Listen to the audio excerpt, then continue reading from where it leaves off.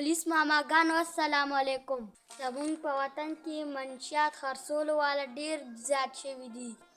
پولیس ماماګانو تاسو دې منشیات مخنیوي وکړئ، کینې سبا ته به هر یو پاکستاني نشهیي یو.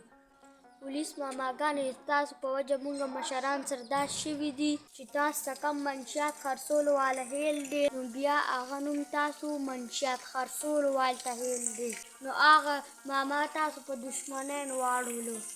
پولیس ماماګانو تاسو په هېټه کې هم خبره نه ټینګېږي.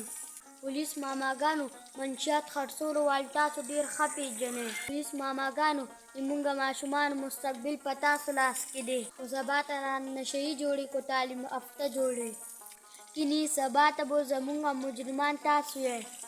پولیس ماماګانو مونږ ماشومان تاسو ته سوال کوو، زمونږ ماشومانو مستقبل د نشو نه بچ کړئ. پولیس ماماګانو زما په خبرو خفه نه شئ. والسلام.